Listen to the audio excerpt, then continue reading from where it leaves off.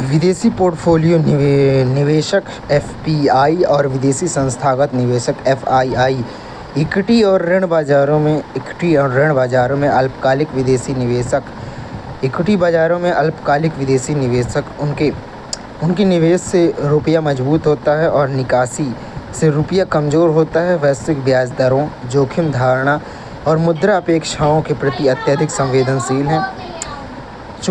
चालू खाता घाटा सीएडी यह तब होता है जब वस्तुओं और सेवाओं और हस्तांतरणों में आयात निर्यात से अधिक हो जाता है। उच्च सीएडी चालू खाता घाटा विदेशी मुद्रा की मांग बढ़ाता है, जिससे रुपये पर दबाव पड़ता है। क्रय शक्ति समता पीपीपी प्रभाव। इसके अनुसार विनिमय दर विभिन्न देशों में समान वस्तुओं की कीमतों को समान करने के लिए समायोजित होती हैं। कम घरेलू मुद्रास्फीति वास्तविक रूप में मुद्रा का कम मूल्यांकन करती है, जिससे प्रतिस्पर्धा बढ़ती है।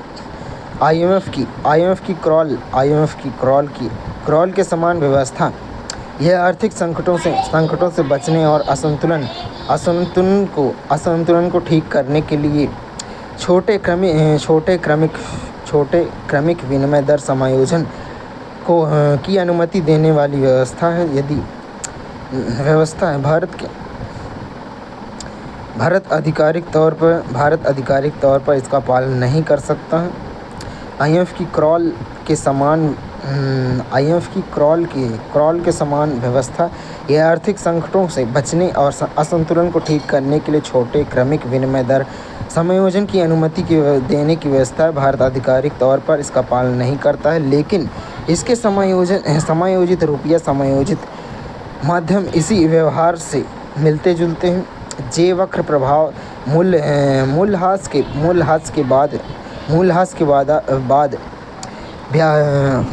बाद व्यापार संतुलन शुरू में बिगड़ता है। आयात महंगा होता है, लेकिन बाद में निर्यात बढ़ने और आयात घटने से इसमें सुधार होता है, जिससे जे आकार का समायोजन पथ का निर्माण होता है। बाह्य वाणिज्यिक उधार ईसीबी भारतीय कंपनियों द्वारा विदेशी ऋणदाताओं से विदेशी मुद्राओं में लिए गए ऋण हैं।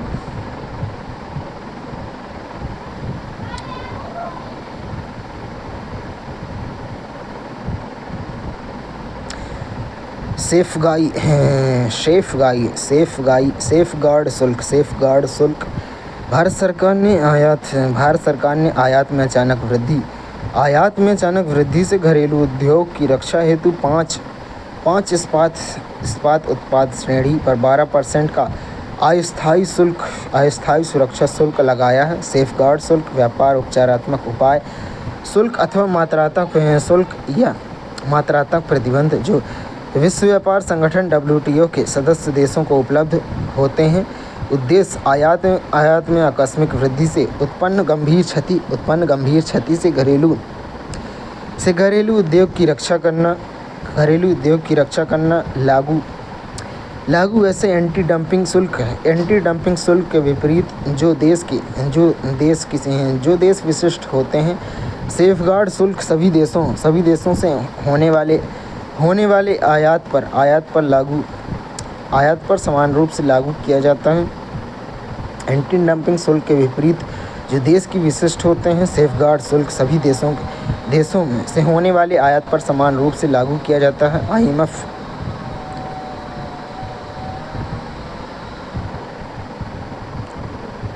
आईएमएफ द्वारा भारत में राष्ट्रीय लेखा सांख्यिकी का मूल्यांकन। आईएमएफ की वार्षिक मूल्यांकन में भारत के सकल घरेलू उत्पाद GDP या GVA आंकड़े को C श्रेणी में रखा गया है। आईएमएफ के अनुसार समग्र रूप में सभी डेटा श्रेणियों को भारत में B श्रेणी में रखा गया है। इसमें 4 श्रेणियां हैं ABCD, जिनमें संकेतार्थ निम्नलिखित हैं। ए आंकड़े व्यापक विश्वसनीय प्रभावी निगरानी के समर्थन हेतु पूर्णतः पर्याप्त हैं। बी आंकड़े कुछ सीमाएं विद्यमान हैं, तथापि वे निगरानी उद्देश्यों के लिए समग्र रूप से पर्याप्त बने रहते हैं। आंकड़े में अनेक कमियां जो निगरानी की गुणवत्ता एवं सटीकता के मध्यम स्तर पर प्रभावित करती हैं। आंकड़े में गंभीर कमियां विद्यमान हैं जो प्रभावी निगरानी में महत्वपूर्ण बाधा उत्पन्न करती हैं। सी श्रेणी का तात्पर्य नियमित डेटा उपलब्धता के बावजूद गणना प्रणाली संबंधी कमजोरियों देशों के बीच तुलनीयता को कम करती है तथा व्यापक आर्थिक निगरानी प्रभावित करती है। वहीं यह दूसरी सबसे निम्न श्रेणी को दर्शाता है जो पिछले वर्ष के मूल्यांकन से अपरिवर्तित है।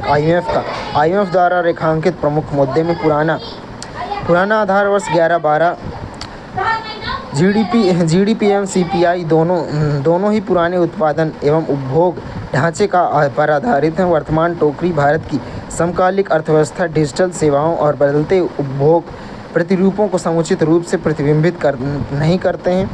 अपर्याप्त डिफ्लेक्टर पूर्ण उत्पादन मूल्य सूचकांक पीपीआई के अभाव में थोक मूल्य सूचकांक डब्ल्यूपीआई पर डिफ्लेक्टर के रूप में निरंतर निर्भरता विशेष रूप से सेवा क्षेत्र में वास्तविक जीडीपी के आकलन को कमज़ोर बनाता है। बेहतर सांख्यिकी तकनीकी की आवश्यकता आईएमएफ द्वारा विशेषकर सकल स्थिर पूंजी निर्माण जीएफसीएफ और त्रैमासिक जीडीपी श्रेणियों में उन्नत मॉडलिंग प्रथाओं अधिक सूक्ष्मता तथा विस्तृत क्षेत्रवार विभाजन की आवश्यकता पर बल। आईएमएफ द्वारा भारत की विनिमय दर व्यवस्था का पुनर्वर्गीकरण। आईएमएफ ने रुपये के अवमूल्यन और भारतीय आरबीआई के हस्तक्षेप में कमी के परिप्रेक्ष्य में भारत की वास्तविक विनिमय दर व्यवस्था को स्थिरीकृत व्यवस्था से क्रॉल जैसी व्यवस्था में पुनर्वर्गीकृत किया है।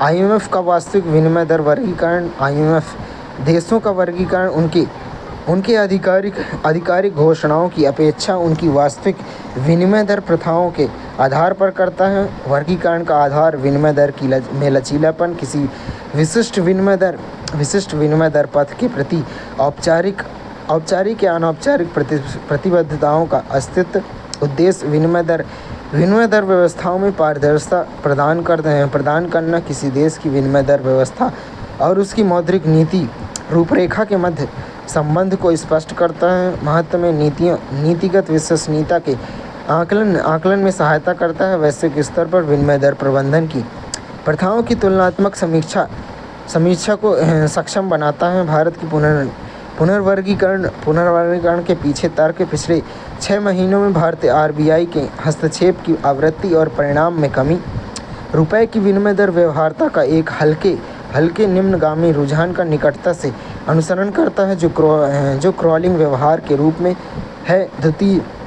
द्विदिशात्मक उतार चढ़ाव में सुधार, यद्यपि समग्र लचीलेपन अभी भी सीमित बना हुआ है। विनिमय दरों और भारत के पुनर्वर्गीकरण के बारे में विनिमय दर एक देश की मुद्रा की कीमत को जो किसी अन्य मुद्रा के संदर्भ में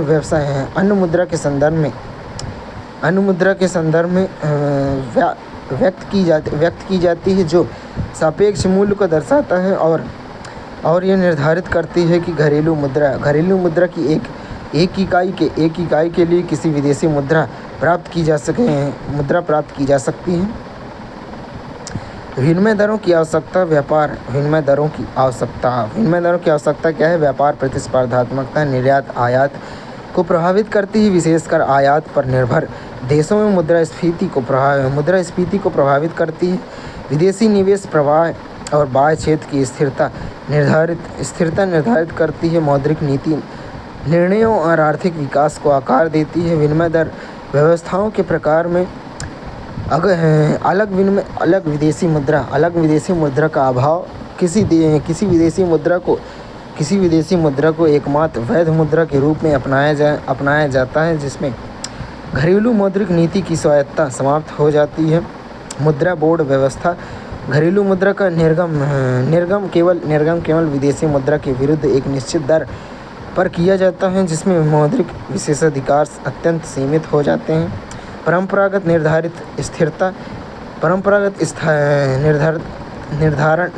स्थिरता निरंतर हस्तक्षेप के माध्यम से मुद्रा की एक निश्चित समता में ±1% दायरे में बनाए रखा जाता है। क्षैतिज बैंड के भीतर स्थिरता विनिमय दर अपेक्षाकृत व्यापक बैंड एक ±1% से अधिक के भीतर संचालित होती है जिनमें सीमित नीतिगत लचीलापन मिलता है। क्रॉलिंग पेग मुद्रास्फीति या पूर्ण निर्धारित नियमों के आधार पर मुद्रा को छोटे आवधिक समायोजनों के माध्यम से बदला जाता है। क्रॉलिंग बैंड्स केंद्रीय दर और बैंड का आवधिक समायोजन किया जाता है जिससे प्रबंधन के साथ लचीलापन संयोजित होते हैं। प्रबंधित फ्लोट पूर्व निर्धारित पथ के बिना अस्थिरता को सीमित करने हेतु प्राधिकरण हस्तक्षेप करते हैं किंतु कोई पूर्व निर्धारित लक्ष्य निर्धारित नहीं होता है। स्वतंत्र फ्लोटिंग विनिमय दर का निर्धारण बाजार शक्तियों द्वारा होता है। हस्तक्षेप केवल अव्यवस्थित गतियों को रोकने के लिए किया जाता है।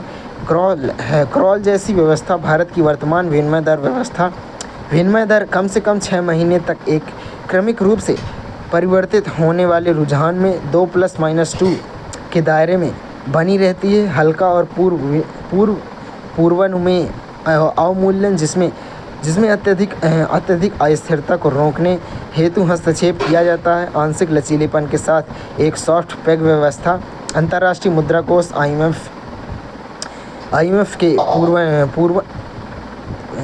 के पुनः वर्गीकरण के निहितार्थ में विनिमय दर में अत्यधिक लचीलापन तथा भारतीय रिजर्व बैंक के हस्तक्षेप में अपेक्षाकृत कमी का संकेत भारत में विदेशी मुद्रा नीति में पारदर्शिता के प्रति निवेशकों की धारणा में सुधार की संभावना संरचनात्मक एवं विदेशी मुद्रा से संबंधित प्रबंधों को रेखांकित करता है जिसमें LRS से संबंध कर भी शामिल है जिसमें IMF द्वारा निश्चित किया गया है।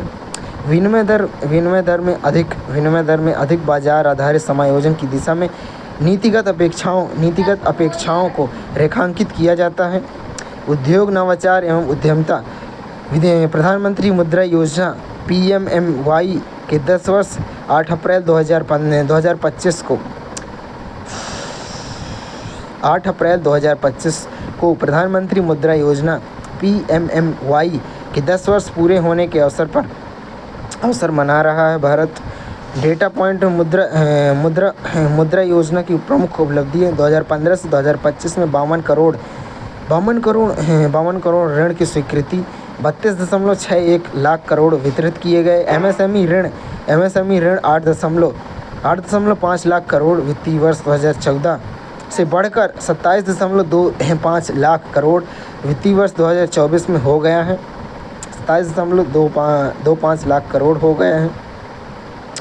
68% महिलाएं लाभार्थी नहीं, 50% SC ST OBC को, 11% अल्पसंख्यक समुदायों को। प्रधानमंत्री मुद्रा योजना सूक्ष्म उद्यमों छोटे व्यवसायों को वित्त पोषित करने के लिए एक प्रमुख केंद्रीय क्षेत्रक योजना है। प्रारंभ 2015 में किया गया। छोटे और सूक्ष्म उद्यमियों विशेष रूप से गैर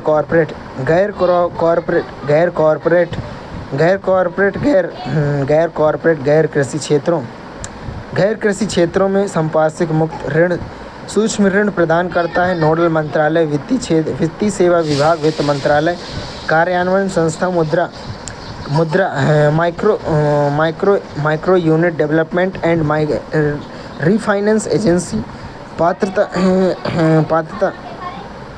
कार्यान्वयन संस्था मुद्रा है और पात्र उधारकर्ता में व्यक्ति प्रोपराइटरी संस्थाएं, साझेदारी फर्में, निजी और सार्वजनिक लिमिटेड कंपनियां, अन्य कानूनी संस्थाएं आदि। क्रेडिट गारंटी सहयोग सूक्ष्म इकाइयों के लिए क्रेडिट गारंटी फंड CGFMU द्वारा समर्थित है। CGFMU डिफ़ॉल्ट के विरुद्ध सूक्ष्म ऋणों की गारंटी देने के लिए भारत सरकार द्वारा स्थापित एक ट्रस्ट फंड है। कवरेज में बैंकों NBFC, MFI और अन्य वित्तीय मध्यस्थों द्वारा वितरित ऋण हैं। PMMY के तहत ऋण श्रेणियों में शिशु ऋण 50,000 तक की सीमा, उद्देश्य स्टार्टअप या प्रारंभिक चरण के व्यवसायों के लिए। किशोर ऋण 50,000 से 5 लाख, बढ़ते व्यवसायों के लिए। तरुण ऋण 5 लाख से 10 लाख तक, उद्यमों के विस्तार के लिए। तरुण प्लस ऋण 10 लाख से 20 लाख तक के लिए, अच्छा प्रदर्शन करने वाले तरुण उद्योगकर्ताओं के लिए। भारत में MSME हाल ही में नीति आयोग ने इंस्टीट्यूट फॉर कॉम्पिटिटिवनेस IFC के सहयोग से भारत में MSME का प्रतिस्पर्धा स्तर विस्तार, enhancing MSME competitiveness in India शीर्षक की एक रिपोर्ट जारी की है। MSME के विकास की पहल में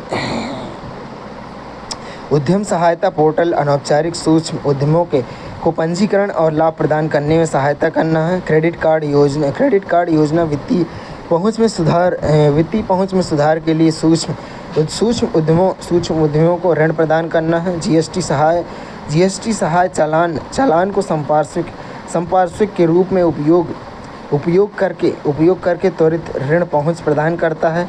उद्यम पोर्टल MSME के लिए आसान ऑनलाइन पंजीकरण और प्रमाणन की सुविधा प्रदान करता है। Zero defence zero effect ZED प्रमाणन न्यूनतम पर्यावरणीय प्रभाव के साथ गुणवत्तापूर्ण विनिर्माण को बढ़ावा देता है। भारत में MSME का प्रतिस्पर्धात्मकता विस्तार रिपोर्ट कवरेज वस्त्र रसायन ऑटोमोटिव तथा खाद्य प्रसंस्करण उद्योगों को कवर करने वाला क्षेत्र विशिष्ट विश्लेषण है। भारत में MSME की प्रतिस्पर्धात्मकता को सीमित करने वाली संरचनात्मक बाधाएं एवं नीतिगत संकल्य अंतराल मुख्य निष्कर्ष में औपचारिक ऋण तक बेहतर पहुंच।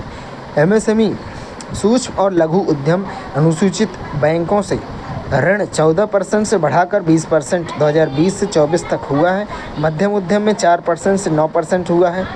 ऋण की कमी क्रेडिट शॉर्टफॉल वित्त वर्ष 2021 में MSME की कुल ऋण मांग का केवल 19% ही औपचारिक माध्यमों से पूरा हुआ है। शेष अंतराल 80 लाख करोड़। CGTMSE का पुनर्गठन MSME को बेहतर समर्थन प्रदान करने हेतु लक्षित सेवाओं तक सशक्त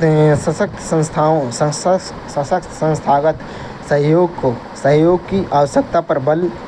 MSME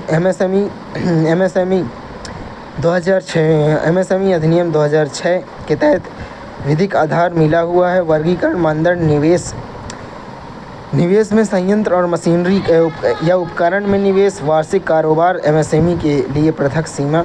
केंद्रीय बजट 2025 में MSME का संशोधित वर्गीकरण के अनुसार MSME में सूक्ष्म वो कहलाएंगे जिनमें निवेश 2.5 करोड़ तक हुआ है और वार्षिक टर्नओवर 10 करोड़ तक हुआ है।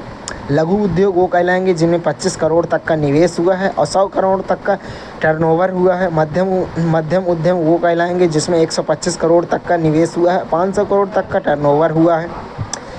आर्थिक योगदान में MSME भारत की GDP में 30% और निर्यात में 40% का योगदान करते हैं। औद्योगिक उत्पादन वे विनिर्माण उत्पादन औद्योगिक उत्पादन MSME उत्पादन विनिर्माण उत्पादन में 45% उत्पन्न करते हैं और 110 मिलियन से अधिक लोगों को रोजगार देते हैं। लैंगिक समावेशिता महिलाओं के स्वामित्व वाले एमएसएमई का हिस्सा लगभग 20% है, जो लैंगिक समावेशिता को बढ़ावा देता है। शीर्ष एमएसएमई राज्य में उत्तर प्रदेश, पश्चिम बंगाल,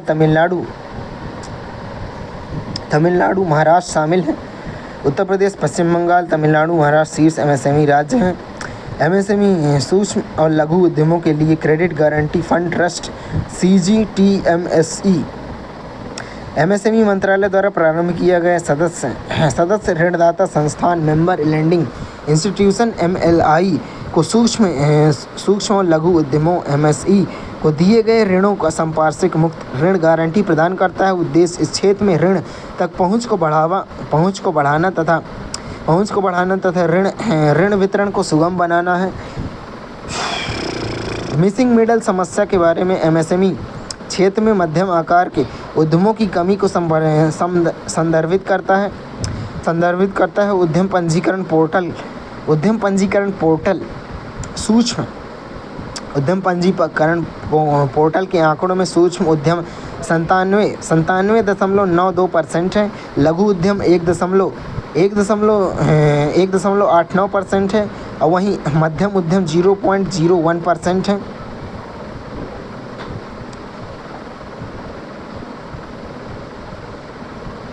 भारत में अनिवार्य लाइसेंसिंग हाल ही में दुर्लभ रोगों से पीड़ित रोगियों ने कर्नाटक उच्च न्यायालय का रुख करते हुए सरकार में भारतीय पेटेंट अधिनियम 1970 के अंतर्गत अनिवार्य लाइसेंसिंग प्रावधानों को लागू करने का आग्रह किया। अनिवार्य लाइसेंसिंग भारतीय पेटेंट अधिनियम 1970 की धारा 84 के अंतर्गत प्रदत्त अनिवार्य लाइसेंसिंग के माध्यम से विशिष्ट परिस्थितियों में सरकार या किसी अधिकृत तृतीय पक्ष को पेटेंट धारक की अनुमति के बिना किसी पेटेंटेड उत्पाद का विनिर्माण करने या पेटेंटेड प्रक्रिया का उपयोग करने की अनुमति मिलती है।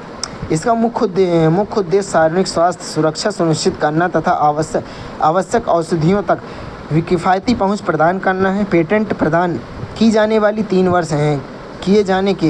वर्ष बाद अनिवार्य लाइसेंस जारी किए जा सकते हैं। पेटेंट उत्पाद जनता के लिए उचित एवं वहनीय मूल्य पर उपलब्ध नहीं है। उत्पाद के प्रति जनता की उचित आवश्यकताएं पूरी नहीं हो रही हैं। आविष्कार का भारत में निर्माण या उपयोग नहीं किया जा रहा है। अंतर्राष्ट्रीय विधिक आधार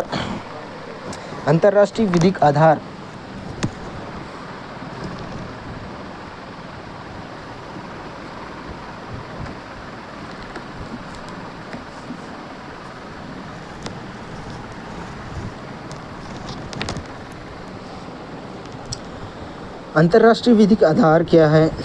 पेटेंट का ट्रिप्स समझौते का अनुच्छेद 31 परिभाषित शर्तों के अंतर्गत पेटेंट धारक की सहमति के बिना अनिवार्य लाइसेंस की अनुमति देता है। दोहा घोषणा 2001 सार्वजनिक स्वास्थ्य सुरक्षा कवरेज वैध पेटेंट के बावजूद अनिवार्य लाइसेंस जारी करने के अनिवार्य लाइसेंस अधिकार जारी करने के अधिकार की पुनः पुष्टि करता है। दोहा घोषणा 2001 दुर्लभ रोगियों द्वारा अनिवार्य लाइसेंस की मांग के कारण क्या है? अत्यधिक महंगी दवाएं, अत्यधिक आयातित उपचार जैसे कि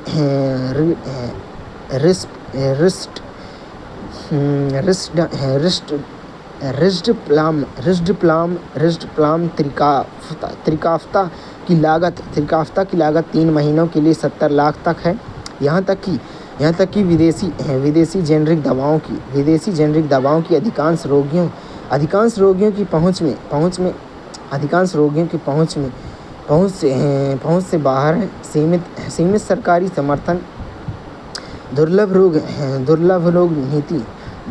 रोग नीति 2021 के अंतर्गत प्रति रोगी 50 लाख तक की सहायता का प्रावधान है, किंतु यह राशि शीघ्र समाप्त हो जाती है। शीघ्र समाप्त दुर्लभ रोग नीति 2021 के अंतर्गत प्रति रोगी 50 लाख तक की सहायता का प्रावधान है, किंतु यह शीघ्र समाप्त हो जाती है। आयात पर उच्च निर्भरता रोगी दवाओं की प्राप्ति के लिए अनौपचारिक नेटवर्क या यात्रियों पर निर्भर रहते हैं, जो एक अविश्वसनीय और असुरक्षित व्यवस्था है। बाजार में विलंबित प्रवेश कंपनियां भारत में पेटेंट तो रखती हैं, किंतु दवाओं का विक्रय या पंजीकरण नहीं करती हैं, जिससे एकाधिकार नियंत्रण बनाए रखते हुए रोगियों की पहुंच अवरुद्ध हो जाती है।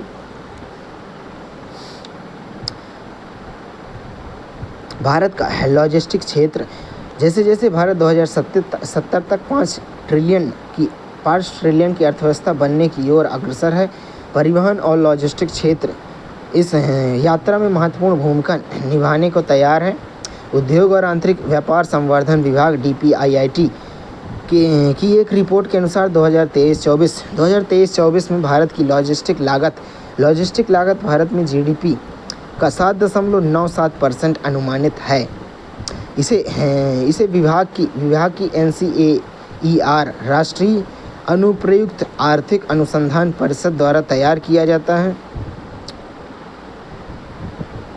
लॉजिस्टिक यह संसाधन को कैसे प्राप्त किया जाता है, संग्रहित या उसके द्वारा अंतिम गंतव्य तक कैसे पहुंचाया जाता है, इसके प्रबंधन की समग्र प्रक्रिया है। भारत में लॉजिस्टिक क्षेत्र वैश्विक स्थिति विश्व बैंक के लॉजिस्टिक प्रदर्शन सूचकांक 2023 में भारत की लॉजिस्टिक क्षेत्र 139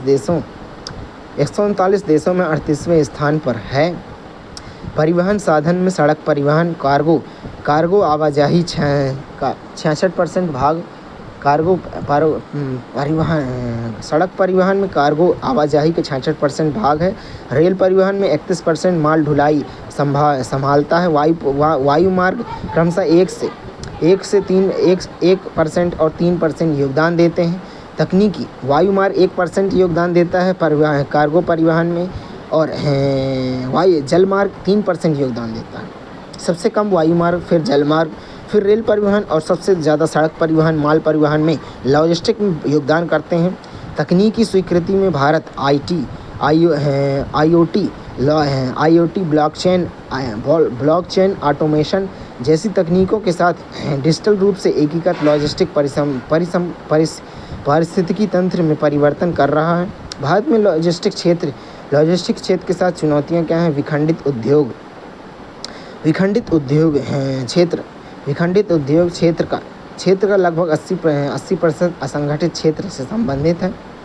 और भारत में लॉजिस्टिक क्षेत्र की चुनौतियों में विखंडित उद्योग क्षेत्र का लगभग 80% असंगठित क्षेत्र से संबंधित है, जिसमें छोटे अभिकर्ताओं का प्रभुत्व है, जिसमें अक्षमता और आर्थिक समस्याएं निर्मित होती हैं। अपर्याप्त बुनियादी ढांचा, सड़कें 66% माल ढुलाई, रेलवे 31% माल ढुलाई, अधिक लागत और अधिक ऊर्जा कुशल होने के बावजूद भारत में बुनियादी ढांचे का अभाव,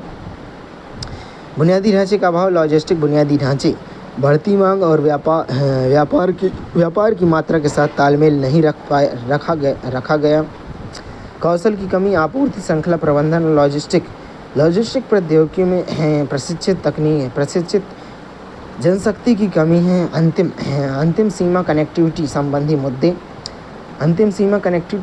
मुद्दे में खराब सड़क मुद्दे हैं। खराब सड़क गुणवत्ता, यातायात की भीड़ और कमज़ोर सुदूर संवेदन सुविधाओं के कारण समस्याएं विशेष रूप से ग्रामीण और अर्ध शहरी क्षेत्रों में। भारत में लॉजिस्टिक क्षेत्र के लिए सरकारी पहल में राष्ट्रीय लॉजिस्टिक नीति 2022 का उद्देश्य लॉजिस्टिक लागत को एकल अंक तक कम करना है। भारत की वैश्विक प्रतिस्पर्धात्मकता को बढ़ाना और एकीकृत डिजिटल लॉजिस्टिक प्लेटफॉर्म बनाना है। पीएम गति शक्ति 2021 में पीएम गति शक्ति एक परिवर्तनकारी पहल है, जिसे विभिन्न आर्थिक क्षेत्रों को मल्टी मॉडल कनेक्टिविटी इंफ्रास्ट्रक्चर प्रदान करने के लिए डिज़ाइन किया गया है। Multi modal logistic park MMLP 2017 में logistic logistic efficiency enhance programme LEEP के अंतर्गत लॉन्च किया गया। 2017 में MMLP सरकार 50,000 करोड़ रुपए के कुल निवेश के साथ रणनीतिक स्थानों में 35 मल्टी मॉडल लॉजिस्टिक पार्क स्थापित कर रही है। समर्पित माल गलियारा DFC 7 राज्यों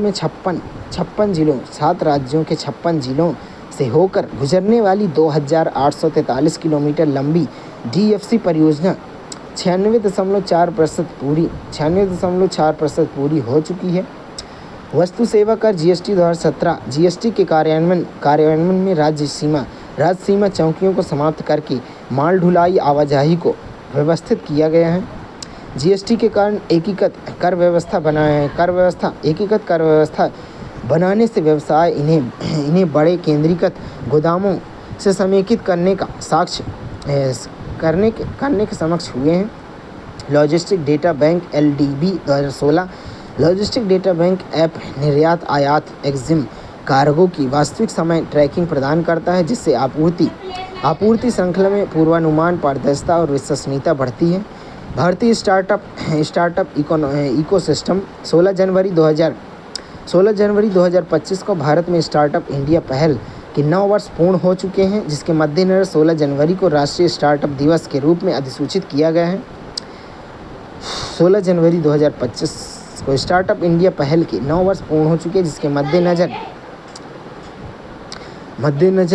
स्टार्टअप दिवस के रूप में अधिसूचित किया गया।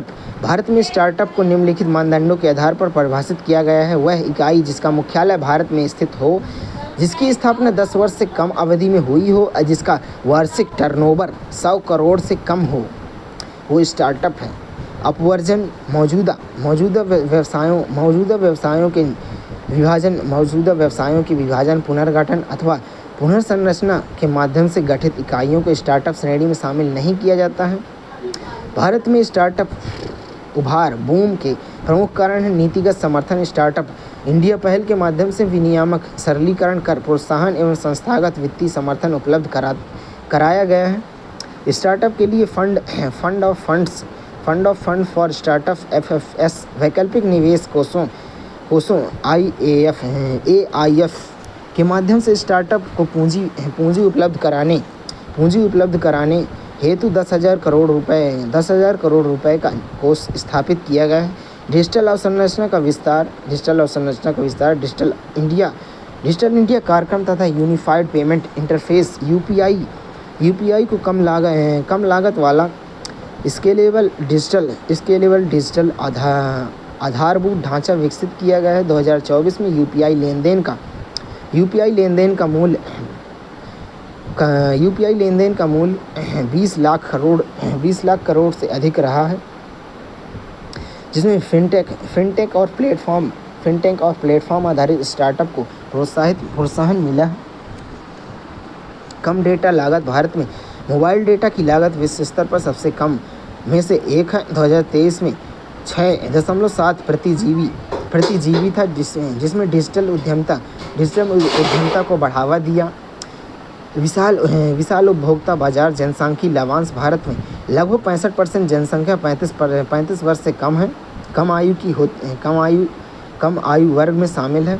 ई कॉमर्स बाजार में 2025 तक विश्व लगभग 188 बिलियन डॉलर तक पहुंचने का अनुमान है। कुशल मानव संसाधन की उपलब्धता भारत में प्रतिवर्ष 15 लाख से अधिक इंजीनियरिंग स्नातक तैयार होते हैं,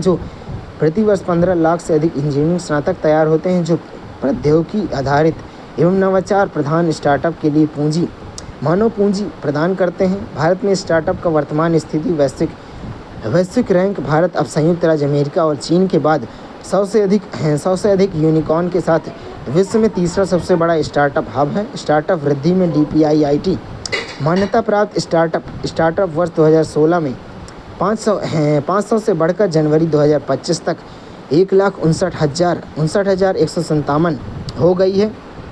महिला नेतृत्व 73,151 से कम से कम एक महिला निवेशक अक्टूबर 2024 तक है। दिसंबर 2023 तक 48% स्टार्टअप में निवेशक नहीं दिसंबर 2023 तक 48% स्टार्टअप में महिला निवेशक होंगी। रोजगार सृजन में स्टार्टअप में 2016 से अक्टूबर 2024 के बीच 16.6 लाख प्रत्यक्ष रोजगार सृजित किए हैं। क्षेत्रीय विस्तार में 50% से अधिक स्टार्टअप अब टियर 2 और टियर 3 शहरों में शुरू होते हैं। दिसंबर 2023 के अनुसार भारत में स्टार्टअप को प्रोत्साहन करने हेतु सरकारी पहल में स्टार्टअप इंडिया कार्यक्रम 16 जनवरी 2016 को शुरू किया गया। नोडल मंत्रालय उद्योग और आंतरिक व्यापार संवर्धन विभाग DPIIT उद्देश्य है उद्यमियों को समर्थन प्रदान करना, भारत में एक सुदृढ़ स्टार्टअप पारिस्थितिकी तंत्र का निर्माण करना। मुख्य बिंदु में है ईज़ ऑफ डूइंग बिजनेस, व्यवसाय में सुगमता, वित्त तक पहुंच, इंक्यूबेशन और नवाचार समर्थन। स्टार्टअप इंडिया के अंतर्गत प्रमुख योजनाओं में स्टार्टअप इंडिया सीड फंड योजना ISFS 2021 में भारत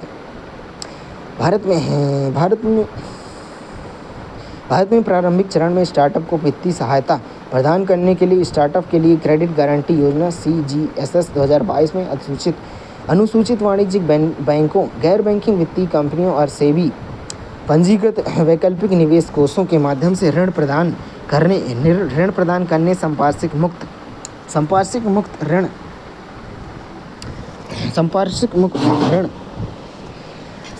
मुक्त ऋण की सुविधा उपलब्ध कराती है। भारत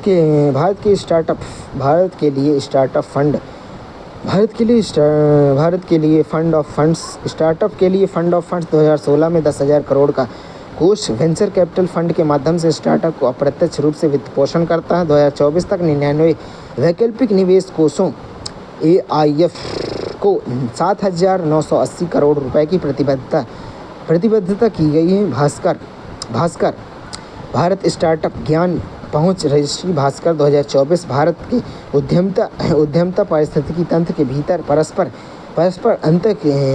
परस्पर अंतरक्रियाओं के केंद्रीकरण और सरलीकरण हेतु आरंभ किया गया है।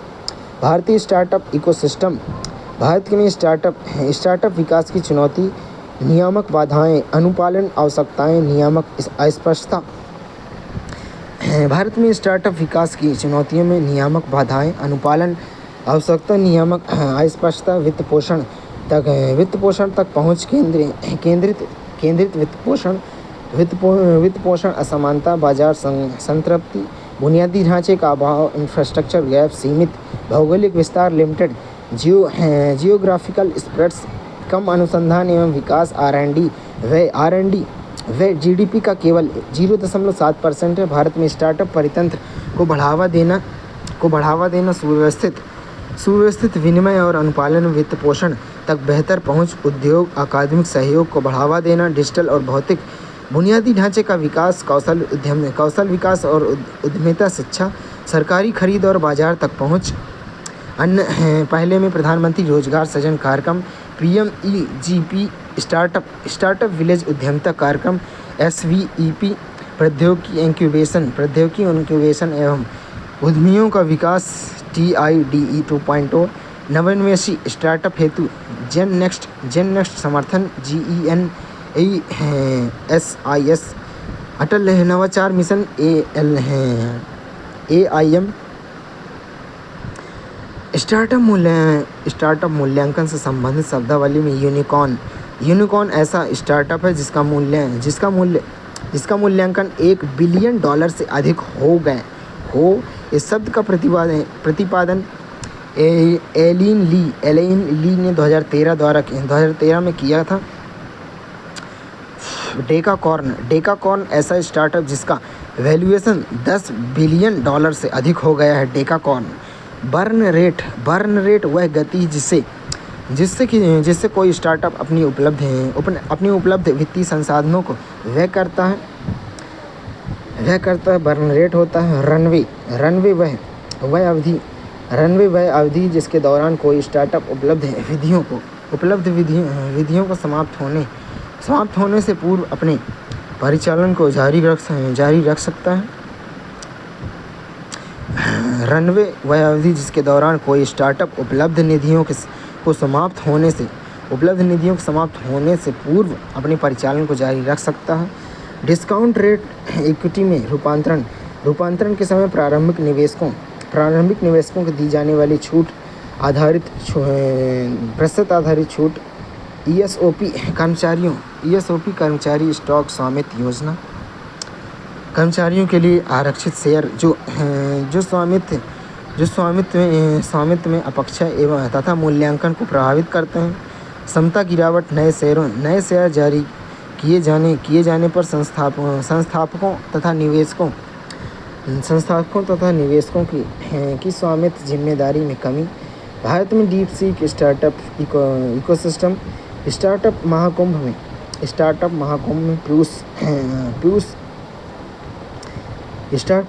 में पीयूष गोयल ने स्टार्टअप से कम मूल्य वर्धन वाले उपक्रमों से आगे बढ़कर सेमीकंडक्टर, रोबोटिक्स, डीप टेक जैसे उच्च मूल्य वाले क्षेत्रों की ओर उन्मुख होने का आह्वान किया। डेटा पॉइंट ये है कि भारत का डीप टेक स्टार्टअप वैश्विक रैंकिंग। भारत 3600 से अधिक स्टार्टअप के साथ वैश्विक स्तर पर शीर्ष डीप टेक इकोसिस्टम में 6वें स्थान पर है। फंडिंग में बढ़ोतरी। वर्ष 2024 में भारतीय डीप टेक स्टार्टअप ने 1.6 बिलियन एकत्रित किए हैं, जो प्रतिवर्ष 78% की वृद्धि दर्शाता है। DPIIT मान्यता प्राप्त स्टार्टअप। DPIIT द्वारा 10,000 से अधिक डीप टेक स्टार्टअप को मान्यता दी गई है, जो AI, robotics, space, biotech, semiconductor जैसे क्षेत्रों में कार्य कर रहे हैं। कम funding share. Deep tech Bharat के कुल स्टार्टअप फंडिंग का केवल 5% हिस्सा है, जबकि चीन में यह 35% है। वैश्विक बाजार दृष्टिकोण। वैश्विक डीप टेक वर्ष 2030 तक $3 ट्रिलियन से अधिक होने का अनुमान है। Deep tech startup. Deep technology उन्नत प्रौद्योगिकी अनुसंधान, उच्च स्तरीय अभियांत्रिकी नवाचारों पर आधारित ऐसी प्रौद्योगिकी जो मौलिक तकनीकी प्रगति से उत्पन्न होती है, जिसका विकास दीर्घकालिक अनुसंधान एवं विकास पर निर्भर करता है। डीप टेक स्टार्टअप ऐसी उद्यम इकाई जो विज्ञान आधारित मौलिक तकनीकी नवाचार का व्यावसायिक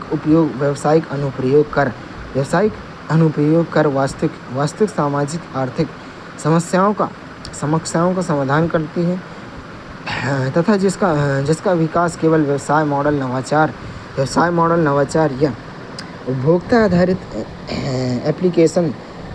आधारित एप्लीकेशन तक सीमित नहीं होकर मूलभूत तकनीकी उन्नति पर आधारित होता है।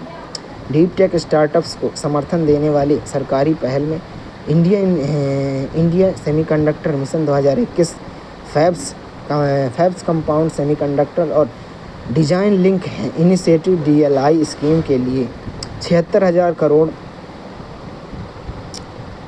National deep tech startup policy draft 2023 में R&D IP सुधार, साझा संरचना एवं विनियामक स्पष्टता पर ध्यान केंद्रित है। राष्ट्रीय quantum mission 2023 quantum computing, sensing, संचार और अनुसंधान केंद्रों के लिए 6,000 crore. Digital India genesis innovative startup के लिए जेन नेक्स्ट सपोर्ट, वित्त पोषण, कौशल विकास और संरचना निर्माण के माध्यम से Tier 2 Tier 3 शहरों में 10,000 डीप टेक स्टार्टअप के लिए समर्थन। इंडिया AI मिशन 2024 AI और संरचना, ओपन मॉडल, रीस्किलिंग, स्टार्टअप सहयोग और पब्लिक प्लेटफॉर्म के लिए 10,371 crore. Startup Mahakumbh startup unicorn startup unicorns unicorns startups unicorns soonicorns निवेशकों उद्योग जगत के नेतृत्व और स्टार्टअप पारिस्थितिकी तंत्र से जुड़े प्रमुख हितधारकों को एक मंच पर लाने के लिए एक प्रमुख फ्लैगशिप आयोजन है स्टार्टअप महाकुंभ संस्करण द्वितीय संस्करण 2025 में 3 से 5 अप्रैल 2025 के दौरान भारत मंडपम नई दिल्ली में आयोजन किया गया सफलतापूर्वक संपन्न हुआ। ब्याज सामान्यीकरण योजना हाल ही में वाणिज्य मंत्रालय ने 3,000 करोड़ की ब्याज सामान्यीकरण योजना इंटरेस्ट इक्विलाइजेशन स्कीम विस्तार हेतु वित्त मंत्रालय से अनुरोध किया है। वित्त मंत्रालय ने 3,000 करोड़ की ब्याज सामान्यीकरण योजना इंटरेस्ट इक्विलाइजेशन स्कीम के लिए वित्त मंत्रालय से अनुरोध किया है। ब्याज सामान्यीकरण योजना IES 2015 में प्रारंभ किया गया। उद्देश्य रियायती निर्यात ऋण के माध्यम से निर्यातकों को वित्तीय समर्थन प्रदान करना है। भारतीय रुपये में प्री शिपमेंट और पोस्ट शिपमेंट निर्यात उपलब्ध कराना है। वैधता में प्रारंभ में 5 वर्ष के लिए लागू किए। इसके पश्चात कई बार विस्तार किया गया। कार्यान्वयन संस्था RBI है। कवरेज प्रारंभ में 410 चिन्हित टैरिफ लाइनों के अंतर्गत गैर MSME निर्यातकों को कवर किया गया है। बाद में MSME क्षेत्र में सभी निर्यातकों तक विस्तार किया गया। सब्सिडी दर में 410 चिन्हित टैरिफ लाइनों के अंतर्गत व्यापारी एवं विनियामक निवेशकों के लिए 2% ब्याज सामान्यीकरण, सभी MSME निर्यातकों विनिर्माता निर्यातकों के लिए 3% ब्याज सामान्यीकरण। महत्वपूर्ण तंत्र में बैंकों द्वारा निर्यातकों को किफ़ायती ऋण दर नियंत्रण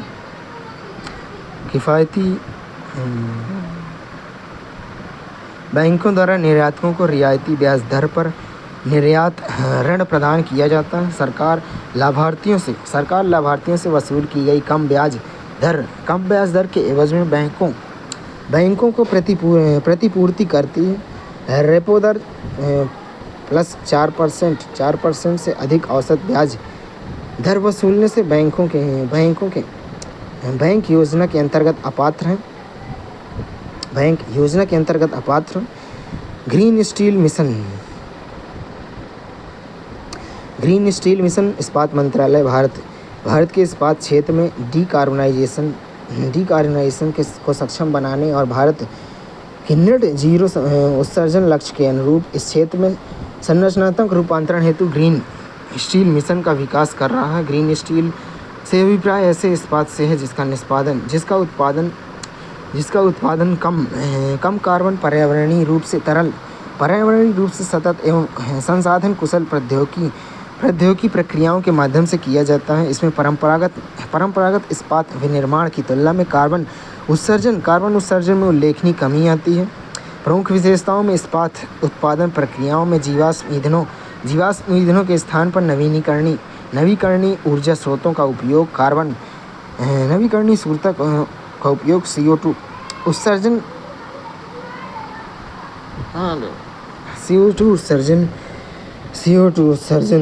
के स्थान पर नवीकरणीय ऊर्जा स्रोतों का उपयोग,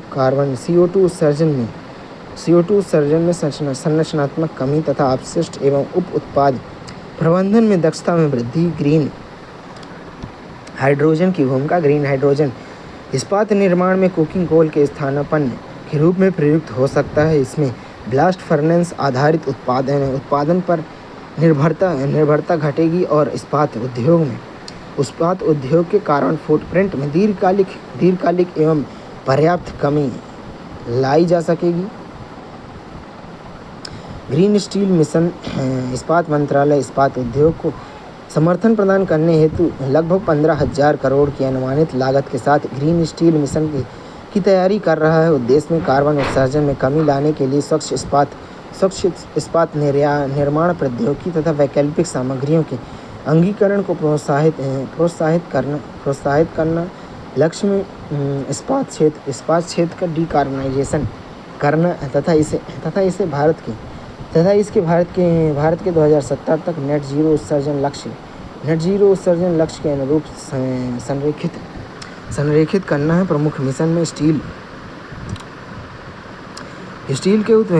के लिए उत्पादन आधारित प्रोत्साहन LPI योजना स्टील के उत्पादन को प्रोत्साहित करती है।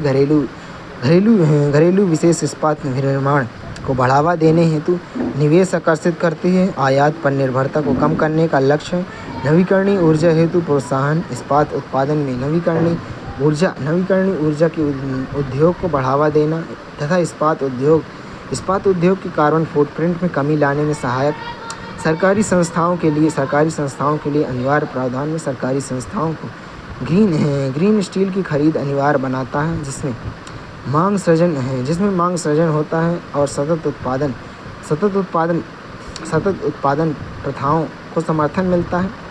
उस्मानिया विश्वविद्यालय की कला महाविद्यालय भवन को ट्रेडमार्क प्राप्त हुआ। हैदराबाद स्थित उस्मानिया विश्वविद्यालय के कला महाविद्यालय भवन के बाह्य स्वरूप को आधिकारिक रूप से ट्रेडमार्क पंजीकरण प्रदान किया गया है।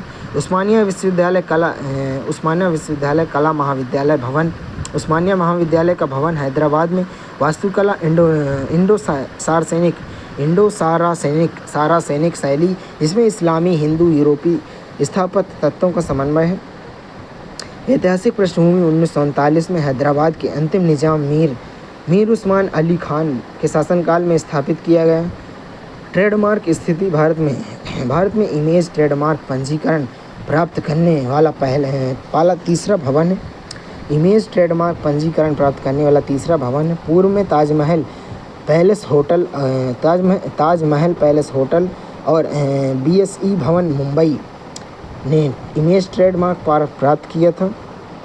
महत्व क्या है? विश्वविद्यालय को भवन की छवि पर विशिष्ट वाणिज्यिक आधार प्राप्त अधिकार प्राप्त है। अधिकृत व्यावसायिक उपयोग को रोकता है तथा वास्तुकला विरासत के संरक्षण में सहायक है। ट्रेडमार्क ऐसा विशिष्ट चिन्ह, शब्द, लोगो या डिजाइन जो वस्तुओं या सेवाओं की पहचान करता है, जिसमें उन्हें अन्य से पृथक करता है। उद्देश्य में अनधिकृत उपयोग के विरुद्ध कानूनी संरक्षण प्रदान करता है। विधिक ढांचा में व्यापार चिन्ह ट्रेडमार्क अधिनियम 1999 के अंतर्गत विनियमित है।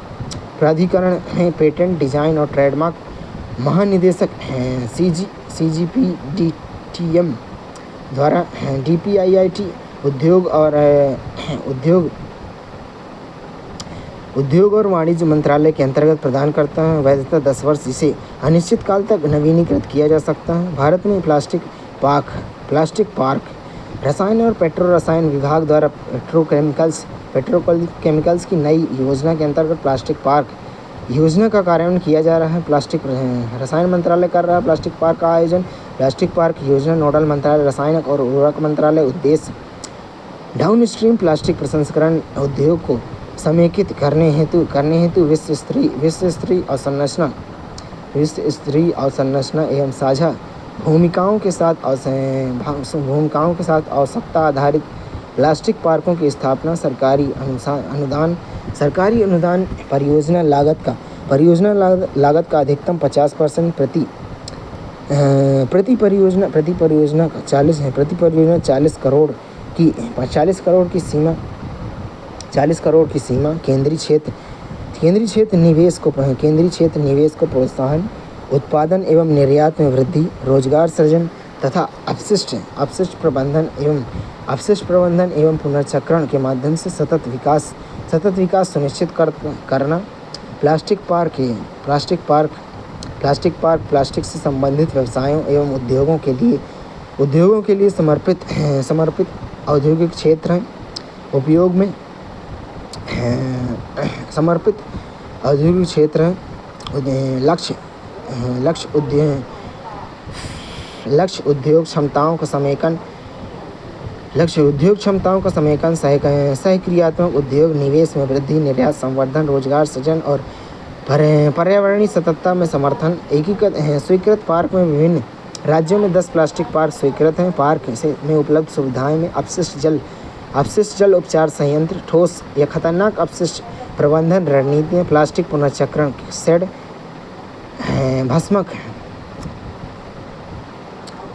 भस्मक प्लास्टिक इंडस्ट्रियल जोन में उत्तराखंड में है, उत्तर प्रदेश में है, मध्य प्रदेश में 2 ठो हैं, गुजरात में है, छत्तीसगढ़ में, उड़ीसा, झारखंड, असम में है, तमिलनाडु में है और कर्नाटका में है। भारतीय प्लास्टिक क्षेत्र की वैश्विक स्थिति। भारत प्लास्टिक निर्यात में वैश्विक स्तर पर 12वें स्थान पर आता है। विश्व बैंक की 2022 की रिपोर्ट के अनुसार निर्यात प्रवृत्ति वैसे हैं। प्लास्टिक निर्यात 8.2 बिलियन 2014 से बढ़कर 27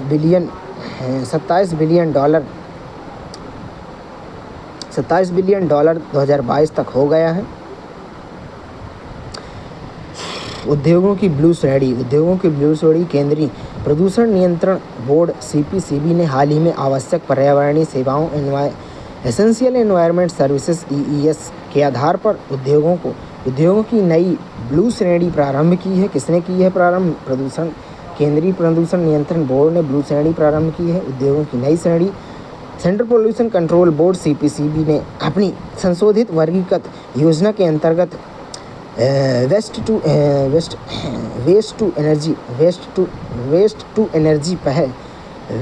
एनर्जी दहन उद्योगों को रेड श्रेणी से पुनर्वर्गीकृत कर ब्लू श्रेणी में शामिल कर दिया है। वेस्ट टू एनर्जी उद्योगों को रेड से हटाकर ब्लू श्रेणी में शामिल कर दिया है। उद्देश्य मानव जनित गतिविधियों से उत्पन्न प्रदूषण के प्रबंधन हेतु आवश्यक सेवाएं प्रदान करने वाली गतिविधियों को मान्यता देना है। शामिल गतिविधियों में संपीड़ित बायोगैस CBG संयंत्र जो निम्न पर आधारित हो, नगरपालिका ठोस अपशिष्ट, कृषि अवशेष, ऊर्जा फसलें या घास, खरपतवार, औद्योगिक प्रक्रियागत अपशिष्ट पर आधारित CBG संयंत्र रेड श्रेणी से ही बने रहेंगे। कंपोस्टिंग बायोगैस संयंत्र, संपीड़ित बायोगैस शामिल गतिविधियों में इसमें ब्लू श्रेणी में शामिल गतिविधि नगरपालिका ठोस अपशिष्ट, कृषि अवशेष, ऊर्जा फसलें, घास, खरपतवार, औद्योगिक प्रक्रियागत अपशिष्ट पर आधारित CBG संयंत्र रेड श्रेणी में ही बने रहेंगे। औद्योगिक प्रक्रियात्मक अपशिष्ट पर आधारित CBG संयंत्र रेड श्रेणी में ही बने, लेकिन ऊर्जा फसलें, घास, खरपतवार ब्लू श्रेणी में आ चुके हैं। कंपोस्टिंग भी ब्लू श्रेणी में, बायोगैस भी ब्लू श्रेणी, बायोगैस संयंत्र ब्लू श्रेणी में, कृषि अवशेष ब्लू श्रेणी में, नगरपालिका ठोस अपशिष्ट भी अब ब्लू श्रेणी में आ चुके हैं। सामग्री पुनर्प्राप्ति सुविधाएं भी ब्लू श्रेणी में आ गई हैं। सीवेज ट्रीटमेंट प्लांट भी ब्लू श्रेणी में आ गए हैं। वेस्ट टू एनर्जी दहन विवादास्पद समावेशन, वेस्ट टू एनर्जी दहन भी ब्लू श्रेणी में आ चुका है। विनियामक प्रभाव संचालन की सहमति CTO प्रभाव क्या होगा? संचालन की सहमति CTO की वैधता अवधि को अतिरिक्त 2 वर्ष तक बढ़ाया गया है। औद्योगिक वर्गीकरण ढांचा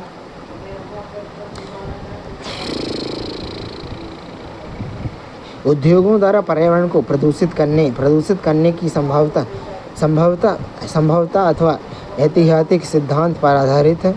प्रदूषण सूचकांक PI पर आधारित जो निम्न पर आधारित है। व्यावसायिक है वायु उत्सर्जन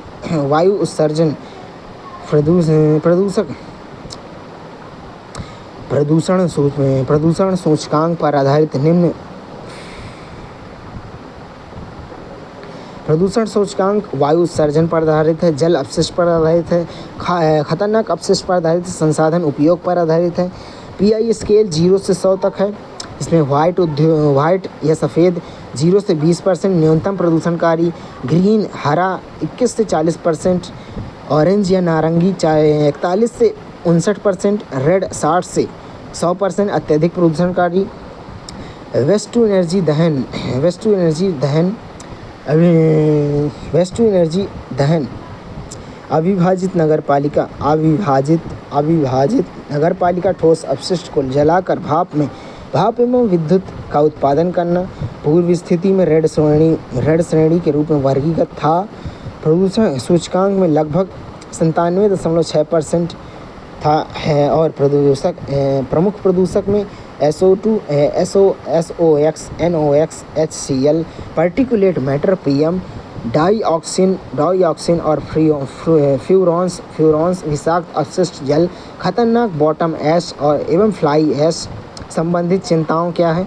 कोयले आधारित विद्युत संयंत्रों की तुलना में प्रति इकाई विद्युत अधिक CO2 उत्सर्जन। CPCB निरीक्षणों में निर्धारित मानकों से अधिक कैंसरकारी उत्सर्जन पाए गए हैं, जैसे दिल्ली में WTF संयंत्रों में बड़े पैमाने पर प्लास्टिक दहन, जिसमें शहरी वायु गुणवत्ता और अधिक प्रभावित होती है। निम्नलिखित प्रभाव उत्पन्न होते हैं कचरा बीनने वालों की आजीविका का ह्रास, जलवायु संबंधी प्रतिकूल प्रभाव, शहरी स्थानीय निकाय ULB पर वित्तीय बोझ। ब्लू वॉशिंग क्या है? अत्यधिक प्रदूषणकारी गतिविधियों को पर्यावरणीय रूप से लाभकारी दर्शाने हेतु किया गया पुनर्ब्रांडिंग प्रयास है। अनावश्यक पर्यावरणीय सेवाएं घरेलू एवं औद्योगिक गतिविधियों से उत्पन्न प्रदूषण को नियंत्रित करने, न्यूनतम या समन करने हेतु आवश्यक सुविधाएं।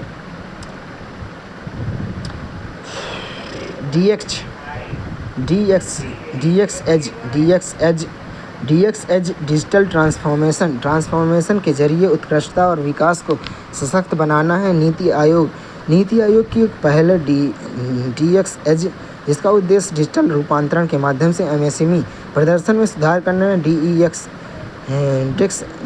DXEdge नीति आयोग द्वारा प्रारंभ किया गया उद्देश्य भारत में MSME डिजिटल रूपांतरण को तीव्र गति प्रदान करना है। लक्षित समूह 6 करोड़ MSME लक्षित समूह हैं। विशेषताओं MSME प्रौद्योगिकी प्रदाताओं तथा वैश्विक शैक्षिक संस्थानों को जोड़ने वाला एकीकृत सांस्कृतिक एकीकृत पारिस्थितिकी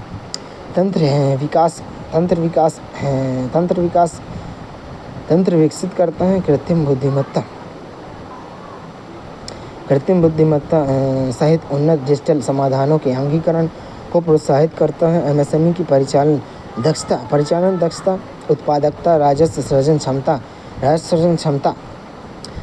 तथा वैश्विक प्रतिस्पर्धा में वृद्धि करता है। किफ़ायती एवं मापनीय डिजिटल प्रौद्योगिकी तक पहुंच को सुदृढ़ बनाता है। MSME के डिजिटलीकरण को समर्थन देने हेतु कुशल तकनीकी मानव संसाधनों के विकास पर केंद्रित है। महत्व क्या है? MSME की प्रत्यास्था तथा नवाचार क्षमता को सुदृढ़ करता है। भारत की डिजिटल अर्थव्यवस्था तथा समावेशी विकास के व्यापक उद्देश्यों को समर्थन प्रदान करता है। शक्ति नीति आर्थिक मामलों की मंत्रिमंडलीय समिति ने ताप विद्युत संयंत्रों को नए कोयला लिंकेज प्रदान करने हेतु संशोधित शक्ति नीति की स्वीकृति प्रदान की है। संशोधित शक्ति नीति किसने प्रदान की है? विद्युत संयंत्रों में कोयला लिंकेज आर्थिक मामलों की मंत्रिमंडलीय समिति ने शक्ति नीति प्रारंभ की। शक्ति नीति पूरा नाम भारत में कोयले के पारदर्शी दोहन और आवंटन संबंधी योजना शक्ति। प्रारंभ 2017 में विद्युत मंत्रालय विद्युत संयंत्रों को कोयले का निष्पादन एवं पारदर्शी आवंटन सुनिश्चित करना है। नोडल मंत्रालय कोयला मंत्रालय संशोधन क्या है? कोयला आवंटन तक तंत्र को सुदृढ़ करने हेतु नीति में 2019 और 2023 में संशोधन किए गए हैं। शक्ति नीति 2025 के प्रमुख संशोधन में शक्ति नीति के अंतर्गत कोयला लिंकेज हेतु दो पिंडों प्रस्तुत किए गए हैं। दो विंडो प्रस्तुत किए गए हैं शक्ति नीति 2025 में। विंडो 1 में अधिसूचित मूल्य पर कोयला पात्र कौन है? इसके केंद्रीय क्षेत्र ताप विद्युत परियोजनाएं, संयुक्त उपक्रम और उनकी सहायक कंपनियां। राज्यों के लिए कोयला लिंकेज राज्य सरकारें कोयला प्राप्त कर उसे राज्य विद्युत उत्पादन कंपनियों अथवा स्वतंत्र विद्युत उत्पादकों आईपीपी को प्रतिस्पर्धी बोली एवं अथवा विद्यमान समझौतों के आधार पर परिवर्तित कर सकते हैं। विंडो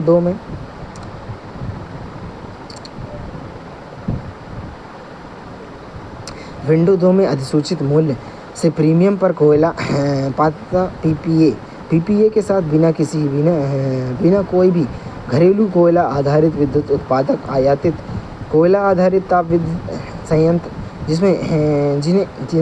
जिन्हें घरेलू कोयले की आवश्यकता हो। कोयला क्रय अवधि अल्पकालिक में अधिकतम 12 माह। अल्पकालिक अवधि अधिकतम 12 माह। कोयला क्रय अवधि अल्पकालिक में अधिकतम 12 माह। दीर्घकालिक अधिकतम 25 वर्ष। विद्युत संयंत्र पावर परचेज एग्रीमेंट पीपीए के बिना भी स्वतंत्र रूप से बिजली का विक्रय कर सकते हैं।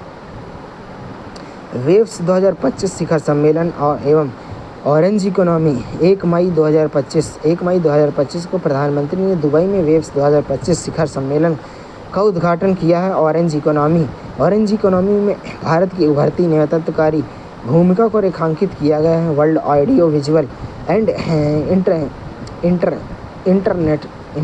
इंटरटेनमेंट वेब शिखर सम्मेलन मीडिया एवं मनोरंजन क्षेत्र में नवाचार, विनिमय और निवेश को प्रोत्साहित करने हेतु भारत सरकार द्वारा आयोजित एक वैश्विक मंच है। नोडल मंत्रालय सूचना एवं प्रसारण मंत्रालय। वेव्स 2025 का टैगलाइन है क्रिएटर्स को जोड़ना, देशों को जोड़ना।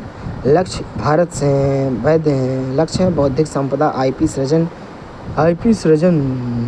सृजन मीडिया नवाचार तथा सांस्कृतिक आदान प्रदान के लिए भारत को वैश्विक केंद्र के रूप में स्थापित करना है। ऑरेंज इकोनॉमी तात्पर्य है कि इसे क्रिएटिव इकोनॉमी भी कहा जाता है। यह संस्कृति सृजनकर्ता और बौद्धिक संपदा पर आधारित होती है। समाविष्टि क्षेत्र में कला, संगीत, cinema, digital software, fashion, gaming तथा डिजिटल मीडिया। वैश्विक महत्व क्या है? ज्ञान आधारित अर्थव्यवस्था में रोजगार सृजन का प्रमुख स्रोत तथा समावेशी विकास का महत्वपूर्ण चालक है। वर्तमान प्रासंगिकता डिजिटल उपयोग में वृद्धि के कारण रचनात्मक उद्योगों की भूमिका कथानक निर्माण एवं सामाजिक प्रभाव निर्धारण में और अधिक सुदृढ़ हुई है।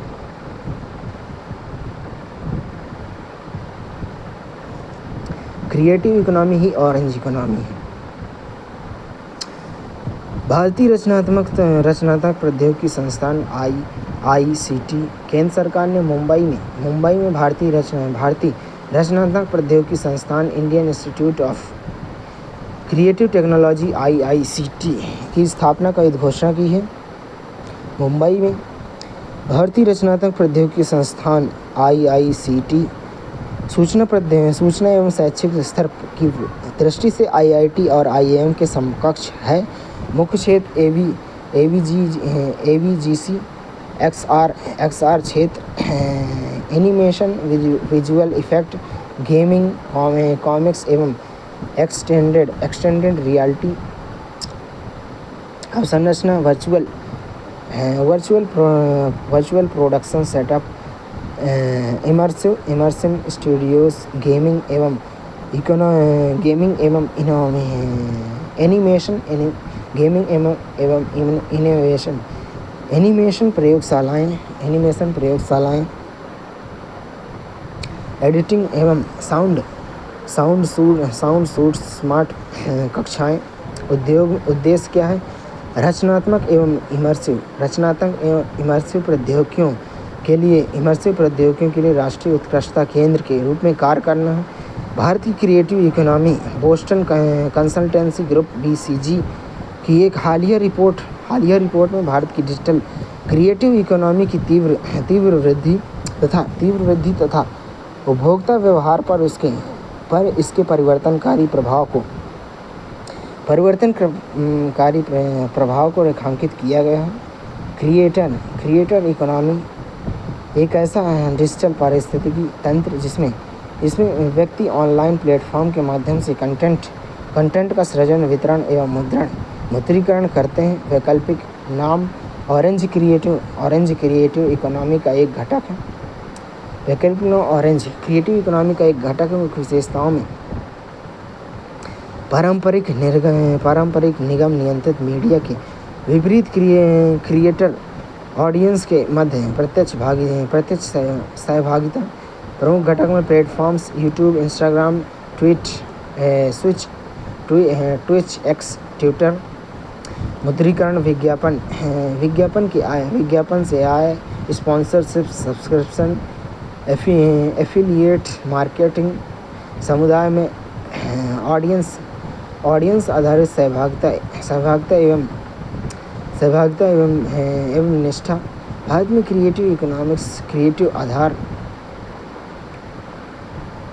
क्रिएटिव आधार 80 मिलियन से अधिक कॉन्टेंट क्रिएटर्स, जिसमें इन्फ्लुएंसर, ब्लॉगर्स, कलाकार और डिजिटल क्रिएटर्स शामिल हैं।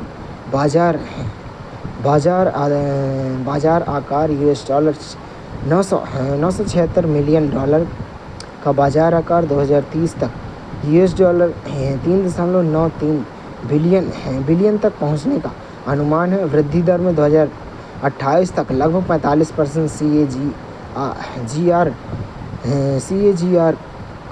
CAGR जो वृद्धि स्तर पर सर्वाधिक में से एक है। रोजगार में योगदान, भारत में कुल रोजगार का लगभग 8% है, जो तुर्की, मैक्सिको,